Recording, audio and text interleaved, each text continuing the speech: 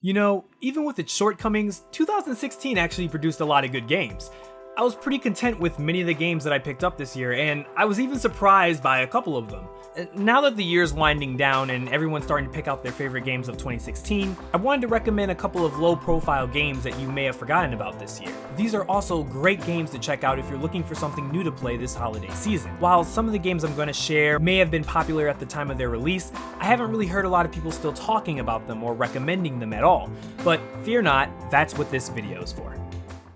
So this first one is a AAA game that you may remember came out at the start of 2016. I felt it would be a crime for me not to bring up XCom 2, especially after they just released the console version of it only a month or two back. Unfortunately, due to time restraints and tons of other games releasing around the same time, I never got the time to review XCom 2, but I'm damn sure I would have given it my personal recommendation. XCom 2 isn't for everyone as it is a turn-based strategy game, but I hope regardless of that fact, due to how cheap it's going for nowadays on PC and my own recommendation and personal Game of the Year nomination, maybe you'll try it out. It has over 40 hours of challenging strategic gameplay, compelling story, beautiful character customization, and progression. Throughout my playthrough, I had my entire squad resemble the whole gaming Illuminati, which led to some hilarious and tragic moments. If you do decide that you want to pick up the DLC, the only one I recommend that's actually worth it is Shen's Gift. Ignore the other two. Oh, and did I mention this game even has mod support on PC? If suiting your squad up in Titanfall or Halo outfits doesn't make you throw money at the screen, I honestly don't know what will. Okay, so this next one is kind of cheating, but I really love this game, so rules be damned. Dragon's Dogma was an action RPG released by Capcom back in 2012 on consoles, and the reason why I have it on this list today is because out of the blue, a PC version was released for the game back in January.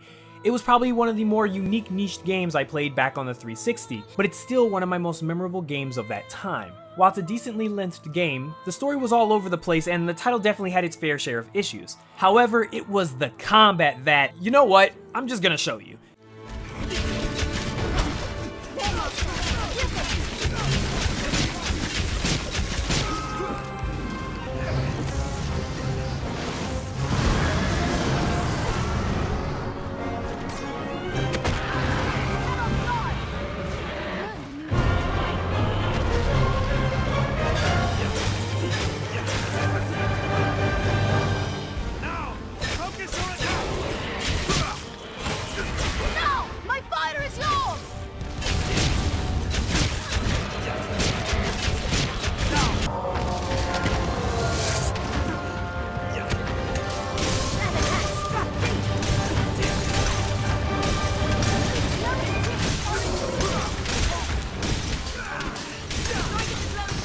Okay, you still following? Now imagine it with enhanced visuals, 4K, 60 FPS, smooth gameplay, fixing all the technical mishaps of the console version for $20 or less. Links below.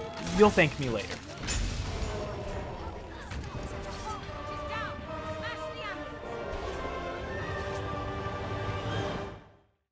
Now I bet you didn't see this one coming. A mobile game. Now, this third game is definitely aimed at a selective amount of people. I'm sure a lot of you will be moving around this holiday, meeting family, so why not feel like a badass hacker while doing so? And no, I'm not talking about Watch Dogs 2. 1.51 Exfiltration APK, also known as Mr. Robot the Game, is a mobile game published by Telltale based off of the incredible show Mr. Robot. That alone already will determine if you have any interest in this game at all. If you are a fan of this show and wish to have just a taste of how it would feel to live in that universe, this game app has you covered. Exfiltration is a text-based, choice-filled adventure game similar to the format of a Telltale game with very strong writing from Night School Studio, the people who also released another game that came out this year that I need to play called Oxenfree. This game throws you right into the world of the first season of Mr. Robot and has you actually doing hacks and social engineering crucial to the events of the actual TV show. The basic setup is you find a phone on the ground outside of the Fun Society arcade at Coney Island. You can probably guess where things are gonna go from there. Exfiltration only costs $3, and I recommend the game for any Mr. Robot fans for a very immersive and paranoid experience. In a world of competitive multiplayer games, it isn't hard to see why you haven't heard of the game Battlerite. Battlerite is a PvP team arena brawler on PC that gives you the camera perspective of a top-down shooter with a fast-paced MOBA. The game is highly competitive with its adrenaline-fueled 2v2 and 3v3 battles. There's a good pool of champions, each with their own special abilities and playstyles that you can pick from and master. Now the coolest thing about this entire game that interests me is that every single skill in this game is a skill shot. That means you have to aim and hit every single one of your abilities, from dealing damage to even healing your teammates. This invokes a strong skill ceiling not only from the perspective of reflexes, but strategy and teamwork that you find in most of their MOBAs. Not only that, but the game also allows you to play with WASD movement for all of you that hate the whole clicking aspect of MOBAs like League of Legends. While it is a multiplayer only game, the community is actually pretty nice, and killing anyone in this game is extremely satisfying. Nothing wrong with shooting, as long as the right people get shot. Quantum Break is a game I actually did a review for back when it released on the Windows Store, and guess what? There's a Steam version of it now. I actually really enjoyed my time playing Quantum Break, and other nerds who love to think about the concept of time and manipulating it may like it as well.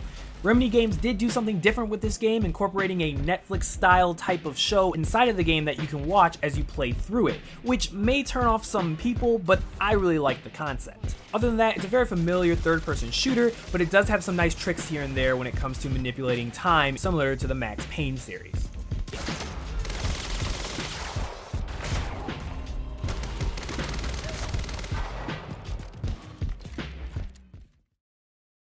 So I've given this game the middle finger for most of the year. From its horrible marketing from Square Enix to its episodic format, I was positive the reboot of Hitman was going to flop. However, after picking up the game 4 episodes in and putting almost 20 hours into the game, Hitman won me over. Its ability to give the player a spy power fantasy as you play around with dozens of tools in a sandbox environment, finding creative ways to take out targets creates a huge amount of replayability. I'm working on a full review of Hitman actually right now, so you'll have to wait until then for my full thoughts on this title, but hopefully something can be said with me actually recommending a game I once heavily criticized. Graves is down. Excellent work, 47. And finally, I have another turn-based game I like to recommend. Fire Emblem Fates was actually one of my most anticipated games this year, but much like XCom, due to a bunch of other games coming out around the same time, this too slid over to the wayside. Either way, to me, it just feels like a lot of people have forgotten about this game, probably due to it being a 3DS game or the confusing versions the game had. I decided on picking up the Conquest version, and while it feels like an extension of the prequel Fire Emblem Awakening, it is still an amazing strategy game. It has some similarities to XCOM, but the series focuses in on stronger characterization through pre-made characters that push forward the main story, and some even have their own side stories. Think something like Mass Effect squad mates. You can even marry one of them and have kids which will fight alongside you. Fire Emblem Fates has an insane amount of polish and quality equal to that of a AAA console game on remarkably a handheld, and you don't need to play Fire Emblem Awakening to play either Fates game. I will recommend that if you are new to the Fire Emblem series that you might want to pick up Birthright, but if you are more of a hardcore strategy player or a fan of the Fire Emblem series, Conquest might be a better bet. Regardless which version you choose, you are in for a long, enjoyable ride. And there you go, 7 games that you may have forgotten about or never heard of. I've linked their store pages in the description below, and if any of them interest you and you decide on picking any one of these games up per my recommendation, let me know, and don't be afraid to share this list with others who are also looking for a game to play this holiday season. One of these games might be a good Christmas gift. I found a weapon! A weapon! Oh! Stand back, please. I will investigate. That's both targets down. Time to find an exit.